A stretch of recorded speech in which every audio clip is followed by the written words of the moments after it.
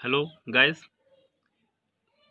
SSC में हम लोग आपको जो सेट सोल्व करा रहे हैं उसमें देखते देखते आज हम लोग पहुंच गए हैं सीजीएल के टीयर 1 पे। इससे पहले हमने आपको सेट 15 सोल्व कराया था 2018 से ही, जो था आपका एसएससी सीपीओ का। यस, आज जो सेट है वो है एसएससी सीजीएल का टीयर 1। टीयर 1 यानी कि 25 क्वेश्चंस का सेट होगा। यस, इन्हीं को हमें सॉल्व करना होगा और शुरुआत ही कर दी है इसने आपकी क्लोज टेस्ट से। एसएससी सीजीएल का ये सेट है तो थोड़ा टफ रहेगा, ये बात सत्य है, लेकिन ऐसा नहीं है कि आप अपने हाथ बिल्कुल खड़े कर दें। देखिए, आप ये मत सोचिए कि स्टेनो वाले बच्चे कि ये हमारे मतलब का नहीं है। मैं अपनी आज स्ट्रेटेजी प्लान में हमने एक वीडियो बनाई है, उसमें आपको बता चुके हैं कि सभी वीडियो सभी बच्चों के लिए हैं। ये ध्यान रखें, ऐसा नहीं कि सीजीएल वाले बच्चे सिर्फ सीजीएल की वीडियो देखेंगे और सीपीओ वाले सीपीओ की, स्टेनो वाले स्टेनो की। सभी वीडियो सभी के लिए हैं। एसएससी अपना कोई भी क्वेश्चन कहीं से भी कंडक्ट कर सकती है, ये उसके हाथ में है, ये आपके हाथ में नहीं है। आपका काम सिर्फ इतना है कि आप तैयारी करते चलें, बस। इसके अलावा आप कुछ नहीं कर सकते। क्वेश्चन कहीं से भी पुटअप किए जा सकते हैं। एसएससी अपने किसी भी एग्जाम में से क्वेश्चन पुटअप कर सकती है, बल्कि जो एसएससी के एग्जाम नहीं उनमें से भी क्वेश्चन पुटअप कर सकती है, ये ध्यान रखिए आप। क्लोज टेस्ट, जैसे कि मैं अक्सर बोलता हूँ कि क्लोज टेस्ट पे आप रिस्क लीजिए, रिस्क लीजिए, डेफिनेटली रिस्क लीजिए। 5 क्वेश्चंस आएंगे आपके, अगर आपने 5 में से एक भी सही चला गया और 4 रॉन्ग चले गए, तब भी आप नो प्रॉफिट नो लॉस में है, ध्यान रखें। कोई आपका नुकसान नहीं हुआ है, लेकिन रिस्क तो लीजिए, कोशिश तो कीजिए करने की। अगर आप कोशिश नहीं करेंगे तो आप कैसे एग्जाम में सिलेक्शन लेंगे, ध्यान रखें। तो क्लोज टेस्ट को आपको करना ही करना है, ये आप आज से गांठ मान लीजिए बड़ी जोर की। और घर पर भी 2 क्लोज टेस्ट डेली करके देखिए, offline. Yes, daily 2 close test वो करने ही करने हैं, ये ध्यान रखें आप। हम लोग शुरू करते हैं आज का क्लोज टेस्ट। क्या कह रहा है? कह रहा है कि सियोल सिटी गवर्नमेंट, सियोल एक सिटी है, उसकी गवर्नमेंट की बात हो रही है। Seoul city government is asking, ठीक है, प्रेजेंट चल रहा है, people for help to correct poorly translated street sign with prize and offer for dash who spot the most errors. It's running dash 2-week campaign calling on Koreans and foreigners dash to keep their eyes peeled for dash in English, Japanese and Chinese text. The Korea Times report. There is a dash focus on public transport sign, maps and information science at historic sites as part of a drive to improve the experience of foreign tourists in South Korean capital. Story चलिए आपकी present में, तो ये ध्यान रखें आपको past के शब्दों का इस्तेमाल नहीं करना है। सबसे पहली बात, उसने कहा Seoul city government is asking people for help to correct poorly translated street sign with prize and offer for dash who spot. Who के बाद आपके आइए एक वर्ब, रिलेटिव प्रोनाउन है, हु, विच, व्हाट और दैट, ये सभी आपके रिलेटिव प्रोनाउन है। इनके बाद आने वाली वर्ब पीछे वाले सब्जेक्ट पे डिपेंड करती है, ध्यान रखें आप। हु, हुम, विच, व्हाट, दैट के बाद जो वर्ब आएगी वो उससे पिछले सब्जेक्ट पर डिपेंड करती है कि पहला सब्जेक्ट क्या है, सिंगुलर है या प्लूरल। यहाँ अगर हम हु के बाद वर्ब की बात करें तो हु के बाद उसने लगाई यहाँ पे स्पोर्ट, जो कि है आपकी वर्ब की फर्स्ट फॉर्म। अगर ये वर्ब की फर्स्ट फॉर्म है तो ये कन्फर्म है कि इससे पहले आपको प्लूरल सब्जेक्ट लगाना होगा। क्या लगाना होगा? Plural subject. तो यानी कि इतना तो कन्फर्म है कि दिस और दैट का काम खत्म हुआ। यस, क्योंकि दिस और दैट ये दोनों आपके हैं सिंगुलर, इनके साथ डायरेक्ट अगर सिंगुलर रूप आए या फिर सिंगुलर नाउन प्लस सिंगुलर रूप का इस्तेमाल करते हैं। इसी तरफ दीज और दोज ये दोनों हैं आपके प्लूरल, इनके साथ में प्लूरल सब्जेक्ट यानी कि प्लूरल नाउन और प्लूरल रूप का इस्तेमाल करता है। और डायरेक्ट भी इनके बाद प्लूरल वर्ब भी आया करती है, अगर डायरेक्ट भी आ जाए तो। यस, अगर डायरेक्ट तुरंत बाद वर्ब आ रही है तब ये प्रोनाउन है, अगर तुरंत बाद नाउन आ रहा है तब ये एडजेक्टिव काम कर देंगे, distributive adjective, sorry demonstrative adjective और डेमोन्स्ट्रेटिव प्रोनाउन। चलिए, फिलहाल ये तो बात है इनके बेसिक्स की। यहाँ आपका आ रहा है हु के बाद वर्ब। क्या आ रही है हु के बाद में आपकी? वर्ब। एक वर्ब कौन सी है? First form. फर्स्ट फॉर्म है तो पीछे प्लूरल रहा होगा। दिस दैट हुआ, रेस से बाहर आपका बचता है दीज और दोज रेस में शामिल। क्या आप दीज लगाएंगे? कभी ऐसा अब तक देखा आपने दीज हु? जी नहीं, those who. Spot the most error. यहाँ मेरा एक क्वेश्चन ठीक हो गया है, कंफर्म हूँ मैं बिल्कुल। मैं अब 4 क्वेश्चंस पे रिस्क लूँगा, मुझे कोई दिक्कत नहीं। अब it's running dash 2 week campaign, it's running 1 2 1 2 एक साथ नहीं लगा सकते, द 2 एन 2 के साथ में आप एन नहीं लगा सकते, तो it's running a 2 days campaign 2 दिनों की 2 वीक्स की चल रही है वहाँ पे कैंपेन। तो यहाँ पर आपका आएगा ये भी कंफर्म है, यहाँ 1 मार्क्स और कंफर्म हुआ, ये ध्यान रखें। 2 week campaign calling on Koreans and foreigners, Koreans and foreigners यानी कि दोनों की बात हो रही है, क्योंकि एंड आया है। एंड सेंटेंस को जोड़ने का काम करता है प्लस का, जैसे कि 1 and 1 2, not 1 not 3 not 0, 1 and 1 क्या आपका 2, क्योंकि एंड काम करता है जोड़ने का। जब बात कंबाइन की हो रही है तो कोई ऐसा वर्ड आएगा जो दोनों के लिए काम कर रहा हो। यस, सेम, सिमिलरली, अलाइक और लाइकली। यहाँ अच्छा होगा कि आप यहाँ पे अलाइक का इस्तेमाल करें। किसका इस्तेमाल करें? अलाइक का।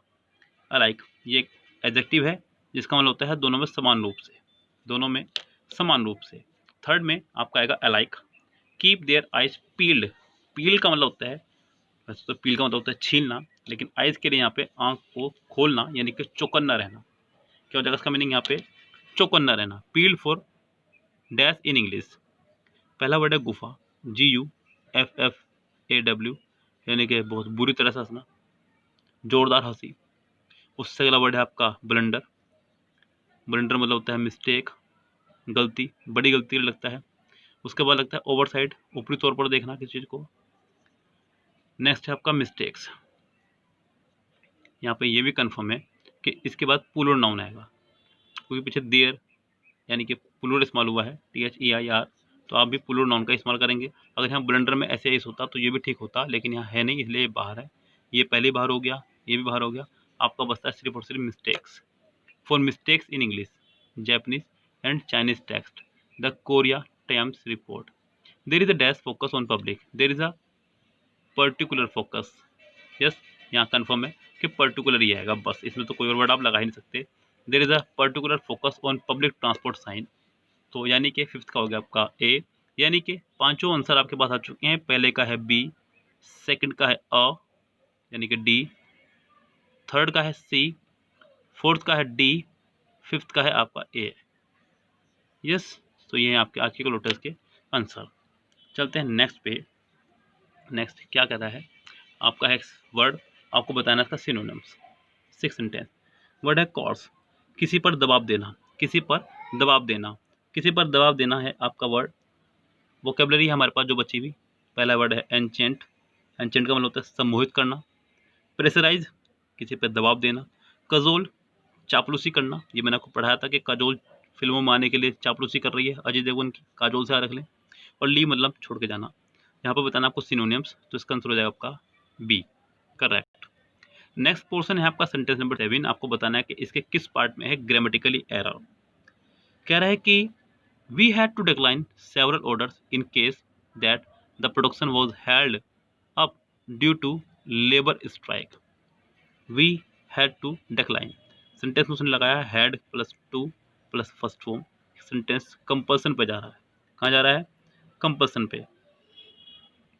अब आके देखिए, in order, in case that the production was, यहाँ पर उसने एक वर्ड बड़ा प्यारा लगा, इन केस दैट।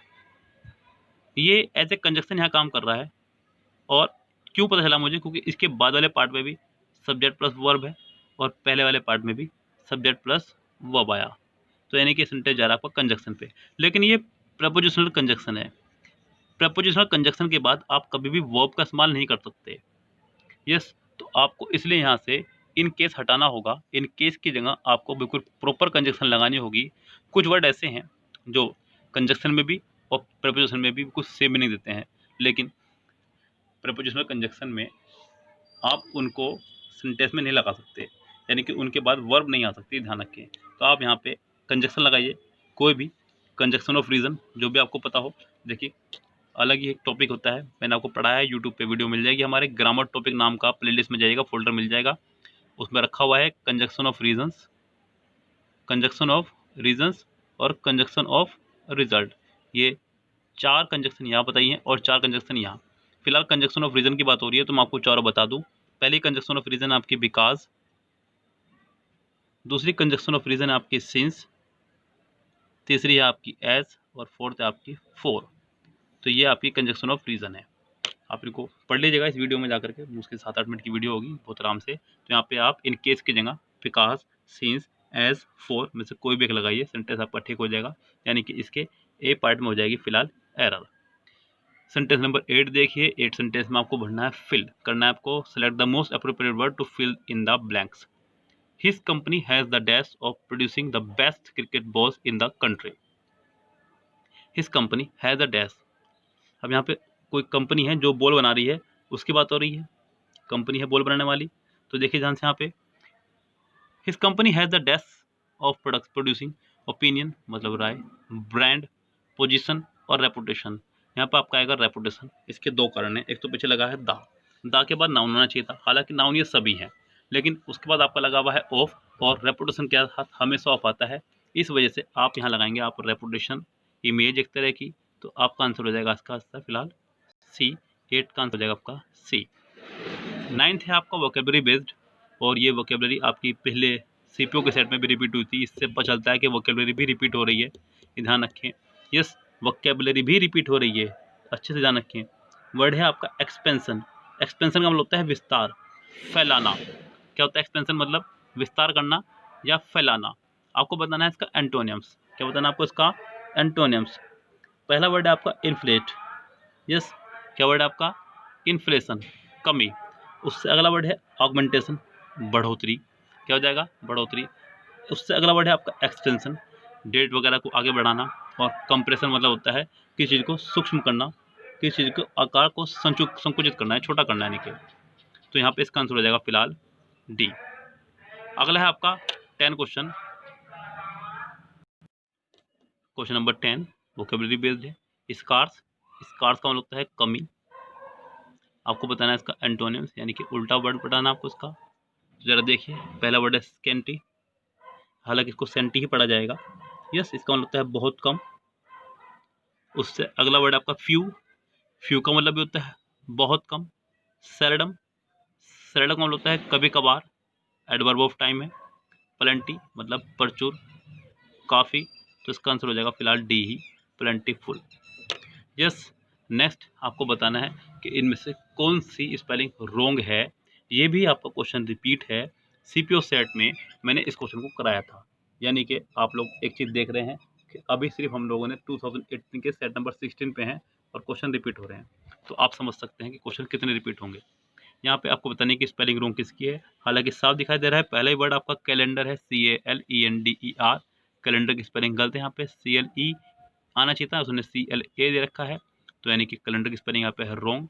चलते क्वेश्चन नंबर 11 पर। Around 60 bands in colourful dash took part in noting hill carnival. देखिए ध्यान से, यहाँ पे कुछ वोकेबलरीज बेस्ड है आपका ये पोर्शन, उसी पे ध्यान दीजिएगा। पहला वर्ड है आपका क्लोथिंग। क्या वर्ड है आपका पहला? क्लोथिंग। क्लोथिंग मतलब कपड़े, एज ए नाउन यहाँ पे इस्तेमाल हुआ है ये। दूसरा वर्ड है आपका कॉस्ट्यूम। किसी नाटक या फैंसी ड्रेस में पहनाए जाने वाले कपड़ों को बोल देते हैं कॉस्ट्यूम। जैसे कि कुछ फिक्स कर देते हैं कि यही कॉस्ट्यूम है, आपको पहन करके आने होंगे, सबकी एक जैसी ड्रेस होगी, कॉस्ट्यूम्स। नेक्स्ट है आपका अपीयरेंस, ये होते हैं वस्त्र। उससे नेक्स्ट है आपका ड्रेसिंग। ड्रेसिंग यानी कि पहनने का ढंग, यानी उसका ड्रेसिंग सेंस अच्छा है। कई बार हम लोग बोल देते ना, उसका ड्रेसिंग सेंस बहुत अच्छा लगा मुझे, तो ड्रेसिंग। और कई बार जब किसी के चोट लग जाए तो उसकी मरहम पट्टी जो की जाती है उसको भी ड्रेसिंग बोलते हैं, कि ड्रेसिंग करनी होगी मरीज की, डेली ड्रेसिंग होती है उसकी, इस तरह से। फिलहाल यहाँ आप इसका ऑप्शन लगाएंगे बी, बी यानी कि कॉस्ट्यूम्स। ध्यान दीजिएगा क्वेश्चन पे एक बार फिर से। अराउंड 60 बैंड्स इन कलरफुल कॉस्ट्यूम, क्योंकि बात हो रही है बैंड की, और बैंड वालों की ड्रेस आपको पता ही है सबकी सेम होती है। यस, तो आप यहाँ पे लगाएंगे कॉस्ट्यूम। क्या लगाएंगे आप यहाँ पे? कॉस्ट्यूम। क्वेश्चन नंबर 13 जो कि आपका वन वर्ड सब्स्टिट्यूशन से, अ पर्सन, एनिमल और plant much below the usual height. कोई व्यक्ति, कोई जानवर, कोई पौधा जो हाइट से कम ऊंचा हो। यस, पहला है आपका विजर्ड। विजर्ड मतलब जादूगर को बोल देते हैं, याद रखिए। विजर्ड और एक और वर्ड होता है लिजर्ड, लिजर्ड यानी कि छिपकली, विजर्ड यानी कि जादूगर, ऐसा रखिए। अगला वर्ड है डवार्फ, बोना, क्रिएचर मतलब बनावट या फिर हम सभी क्रिएचर्स हैं, और विच माने भूत, जादूगरनी भी बोल देते हैं वैसे, विच माने भूत भी होता है। इसका आंसर हो जाएगा आपका बी, डवार्फ, डवार्फ मतलब बोना। Next, select the most appropriate options to the substitute. Question देखते हैं क्या है भाई। अभी तो यहाँ क्वेश्चन आया भी नहीं है। ये क्वेश्चन नंबर आपका, the workers of this textile mill demand higher wages. ये आपका एक ईडियम्स है। यस, क्या है ईडियम्स तो नहीं कहेंगे इसको, आपको बताना है इस पोर्शन में क्या गलती है। सॉरी, माफी चाहूंगा, ईडियम्स ना कह करके एक कॉमन एरर मिस्टेक है।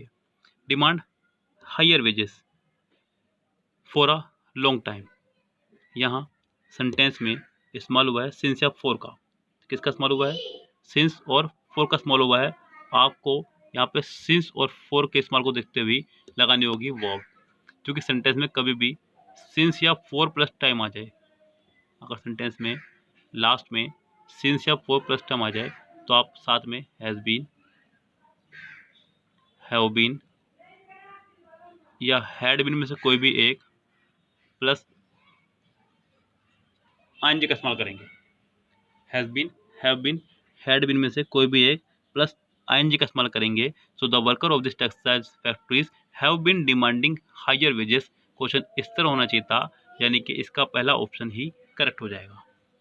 नेक्स्ट सेंटेंस देखिए, सेंटेंस नंबर आपका 15 है। Select the most appropriate option to substitute the underline segment in the given sentence. If no substitution is required select no improvement.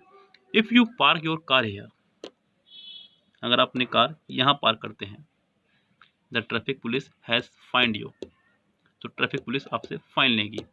सबसे पहली बात तो ध्यान रखें, पुलिस को इंग्लिश ग्रामर के अंदर प्लूरल माना गया है, इसके साथ आप सिंगुलर वर्ब हैज का इस्तेमाल नहीं कर सकते, यानी कि ये तो कन्फर्म है कि दिया हुआ पोर्शन गलत है। यस, दूसरी बात, सेंटेंस है आपका कंडीशनल। इफ वाले पार्ट में सब्जेक्ट प्लस वर्ब की फर्स्ट फॉर्म है, तो नेक्स्ट पार्ट में आपको विल प्लस फर्स्ट फॉर्म का इस्तेमाल करना होगा, ये ध्यान रखें। यस, तो आपको यहाँ पे will plus first form will find you, यानी कि इसका आंसर हो जाएगा आपका ए, जो कि करेक्ट आंसर इसका होगा। सेंटेंस नंबर 16 आपको बताना है कि PQRS का कौन सा सेंटेंस सीक्वेंस में रहेगा। Given below are 4 jumbled sentence, select the option that gives that correct answer. आपको बताना है कि करेक्ट आंसर इसका क्या रहेगा। सबसे पहले आप लोग ऑप्शन पे ही ध्यान दे लीजिएगा। PQRS करते समय सबसे पहले जो मोस्ट इंपॉर्टेंट वर्क है वो आपको फाइंड करना है, ऑप्शन देखने हैं। ऑप्शन क्या है आपका? पहला ऑप्शन है डी से स्टार्ट, दूसरा भी है डी से स्टार्ट, तीसरा है ए से स्टार्ट, चौथा भी है ए से स्टार्ट। यानी कि ये तो कंफर्म है कि इस सेंटेंस का पहला सेंटेंस बी और सी नहीं हो सकता। आपको सिर्फ डी और ए ही देखना है, ये ध्यान रखें। अब डी को देखिए पहले। This cafe which has just open in Tokyo is not for the faint hearted, यानी कि ये कैफे जो जस्ट ओपन हुआ है टोक्यो में, ये उनके लिए नहीं है जो कमजोर दिल वाले हो। Here you sip your drink in the company of 35 snacks, आपको यहाँ पे ड्रिंक यानी कि आपको पीनी होती है लगभग 35 स्नैक के साथ में। उसके बाद में अगर मैं बात देखूँ ए की, कह रहा है कि the cafes owner says he is interested in conservation. अब ये कंफर्म है कि यहाँ पे कैफे की बात यहाँ बाद में हुई है, पहले तो खुलेगा ना कैफे, तो ही तो ए में जिक्र होगा, तो यानी कि डी सेंटेंस से सेंटेंस स्टार्ट होगा, ये कंफर्म है, ए से स्टार्ट नहीं होगा। अब आप 50-50 पे पहुंच चुके हैं, या तो ये या ये। डी के बाद बी लगाना उचित रहेगा। नन ऑफ देम आर वेनोमस, उनमें से कोई भी नहीं। कौन वो दो, यहाँ पे इसका जिक्र कंफर्म नहीं हुआ। सेंटेंस में डी के बाद सी आना चाहिए, ये कंफर्म है कि this cafe which has just open in Tokyo is not for the faint hearted, here you sip you drink in the company of 35 snacks. बिल्कुल ठीक है, यानी कि इसका आंसर हो जाएगा ऊपर डी सी बी ए, यानी कि बी इसका आंसर हो जाएगा। चलते हैं 17 पे। 17 सेंटेंस क्या कर रहा है इसको देखिए यहाँ पे।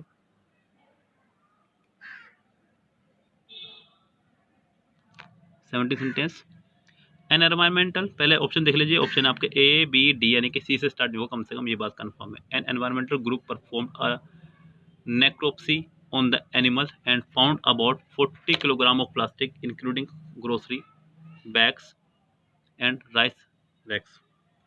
A 4.7-meter long whale died on Saturday in Philippines where it was stranded a day earlier. The animal died from starvation and was unable to eat because of the trash filling its stomach, said Darrell Blatchley, director of D bone collector museum Inc. अब ध्यान दीजिए, इस sentence में ये confirm है कि sentence start होगा आपका बी से। बी सेंटेंस का पहला हिस्सा होगा कि कोई हेल है जो मर गई है, उसके बाद सब लगेंगे कारण पता करने में क्यों मरी है। फिर अलग अलग लोग अपनी राय देंगे कि जानवर ये चीज़ खा सकते हैं और ये चीज़ नहीं खा सकते हैं, यानी कि कन्फर्म है कि इसका आंसर या तो सी होगा या फिर डी। दोनों सेंटेंस बी से स्टार्ट हो रहे हैं। अब बी के बाद ए आ रहा है, दोनों में ये भी कन्फर्म है। A. An environment group performed a necropsy on the animal and found that about 40 kilogram of plastic including grocery bags and rice sacks। अब उसके बाद देखते हैं कि आपका कौन सा ऑप्शन सही होना चाहिए। ये ध्यान दीजिएगा कि यहाँ पे डी भी एक बार पढ़ लीजिए आप। The animal died from starvation and was unable to eat because of the trash filling its stomach, said Darrell Blatchley, sorry हाँ जी Blatchley, director of D bone collector museum इन।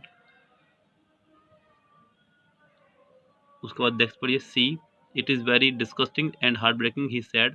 बिल्कुल यहाँ पे इस राइटर के लिए उसने ही लगाया, यानी कि ये कन्फर्म है कि डी के बाद सी आएगा, डी के बाद सी आएगा और बी इकट्ठे आ ही रहे हैं। अब डी के बाद सी में से किस में आ रहा है ये देख लीजिए आप। डी के बाद C C C, D A, B A D C और B A, oh sorry C answer हो जाएगा इसका। मैं ए और बी देख रहा था, माफी चाहूँगा। सी इसका आंसर हो जाएगा 17 का, जो कि करेक्ट आंसर होगा। नेक्स्ट देखिए सेंटेंस नंबर 18। 18 है आपका एक idiom to play ducks and drakes, यानी कि बर्बाद करना, किसी चीज़ को बर्बाद करना, समय को बर्बाद करना या पैसों को बर्बाद करना, तीनों के लिए आपका इस्तेमाल होता है। To use regularly, to change places, to be friendly, to act cleverly. इसका आंसर हो जाएगा पहला ही, टू यूज़ रेगुलरली। नेक्स्ट आपको बताना है grammatical mistake. Cyclone Idai killed at least 157 people in Zimbabwe and Mozambique, although it tore across southern Africa.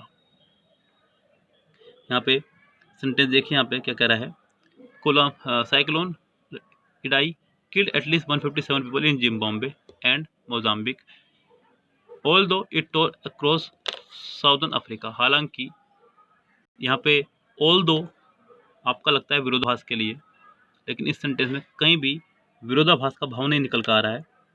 आप इस सेंटेंस को सिंपल बनाइए, क्योंकि टोर अक्रॉस साउदर्न अफ्रीका का मतलब है तेजी से गुजरना किसी स्थान से। तो आप इस सेंटेंस को सिंपल पास बनाइए और सिंपल कंजक्शन लगाइए। आप यहाँ तो यहाँ पे वैन लगाइए या फिर एज लगाइए, दोनों में से कोई एक लगाइए। सेंटेंस 19 का आंसर हो जाएगा आपका सी। सेंटेंस नंबर 20 जो कि आपका एक एक्टिव पैसिव सेंटेंस, आपको उसका पैसिव फॉर्म बनाना है। सेंटेंस पढ़ लीजिए, कह रहा है कि every passing vehicles was being thoroughly checked by guards. Sentence पहले ही पैसिव है, was plus being plus third form लगाई गई है। आपको वॉज वर प्लस आईएनजी ढूंढना होगा सेंटेंस में कितनों में है। यही रूल मैंने आपको पढ़ाया है एक्टिव पैसिव के दौरान। वॉज वर प्लस आईएनजी पढ़िए कितनों में है। सेंटेंस नंबर 20 पहले में है यस, दूसरे में है जी नो, तीसरे में है यस, डी में है जी नो। अब थर्ड में आ जाओ, every passing vehicles was thoroughly. Sentence passive भी एवरी सही है, एक्टिव भी एवरी से होगा, ये कहना गलत होगा। इसका आंसर सिर्फ और सिर्फ हो जाएगा आपका ए, यानी कि 20 का आंसर हो जाएगा आपका ए। चलते हैं नेक्स्ट सेंटेंस पे। सेंटेंस नंबर है आपका 21। Select the wrongly spelled word. Expolite, explicit, expire, expolate. आपको बताना है कि इसमें स्पेलिंग कौन सी होगी। एक्सपोलाइट, एक्सप्लॉइट की स्पेलिंग होगी आपकी सिर्फ ये, आखिर में ई की जरूरत नहीं है। इसका आंसर हो जाएगा आपका ए, एक्सप्लॉइट यानी कि शोषण करना। अगर आपको बताना है आपको सिनोनिम्स क्या होगा, वर्ड है क्रोनिक। मैंने आपको पहले बताया था जब भी किसी वर्ड में CHRON आ जाए तो समझो बात हो रही है टाइम की। क्रोनिक मतलब लगातार बहुत दिनों से चलने आने वाला, कोई बहुत ऐसी चीज़ जो काफ़ी लंबे समय चलती आ रही हो, लंबी बीमारी। ऑर्डनरी सामान्य, परसिस्टेंट यानी कि लगातार काफ़ी समय तक चलने वाली है। कॉमन टेम्परेरी, इसका आंसर हो जाएगा सिर्फ और सिर्फ बी। अगला है एट डैगर्स ड्रॉन, ये आपका एक ईडियम है। डैगर्स ड्रॉन मतलब खंजर निकाल लेना, डैगर्स बोलते हैं खंजर को। डैगर्स मतलब खंजर और ड्रॉन मतलब खींचना, यानी कि दुश्मनी, शत्रुता के भाव से भरा हुआ। कुछ इसी तरह का शोर चलता रहता है। एक्चुअली मैं घर पर हूँ फिलहाल, आज वीडियो बनाने के लिए। सेंटर पे होता हूँ तो शोर नहीं होता है इतना। तो यहाँ कभी कोई जा रहा है, कभी कोई आ रहा है, लगातार शो चलता रहता है। चलिए फिलहाल हम शुरू करते हैं। क्वेश्चन नंबर 23 था, एट डैगर्स ड्रॉन का मतलब होता है शत्रुता के भाव से भरा हुआ। डिसीविंग समबडी, डिसीव का मतलब होता है धोखा देना। विदाउट होप, बिना किसी उम्मीद के। फ्रेंडली, जी नहीं। बिटरली होस्टाइल, होस्टाइल का मतलब होता है शत्रुता, तो इसका आंसर हो जाएगा डी, करेक्ट। नेक्स्ट देखिए, आपको बताना है कि इस सेंटेंस में किस पार्ट में है mistake. A student who hardly or without excuse absent himself or herself from school, एक ऐसा बच्चा हु हार्डली विदाउट एक्सक्यूज जो अपने आप को स्कूल से रखता हो दूर, यानी कि स्कूल जो जाना नहीं चाहता हो, उसे बोलते हैं ट्रॉन्ट, TRAUNT, यानी कि इसका आंसर हो जाएगा आपका ए। नेक्स्ट है आपको बताना है कि इसका कौन सा पैसिव फॉर्मेशन करेक्ट होगा। Do not buy medicine without the doctor prescription, ये आपका एक इम्परेटिव टाइप सेंटेंस है। यस, इम्परेटिव सेंटेंस है। आपको बताना है कि कौन सा सेंटेंस का सही हो सकता है। आप यहाँ इसका answer, medicine should not be bought without the doctor's prescription, medicine need not to be bought without the doctor prescription, medicine might not be, C बाहर, और medicine could not be, D भी बाहर। यहाँ पे आप इसका आंसर लगाइए सिर्फ और सिर्फ ए। यस, क्योंकि बात हो रही है कंपल्सन की, तो अच्छा होगा कि आप यहाँ पे शुड लगाइए, तो इसका आंसर हो जाएगा आपका ए, करेक्ट। सो ये था आपका आज का सेट, जो था आपका SSC सीजीएल में आया हुआ प्री टेस्ट 2018 का। बहुत ही शानदार सेट, छोटा भी था, करने में भी मज़ा आया और आपको भी मज़ा आएगा। बहुत छोटी सी वीडियो बनी है, सेट भी पूरा हो गया, काम भी हो गया और सेट भी पूरा हो गया, टाइम भी बच गया। चलिए फिलहाल चलते हैं, आपसे लेते हैं विदा, मिलते हैं कल सुबह नेक्स्ट वीडियो के साथ में। Good bye.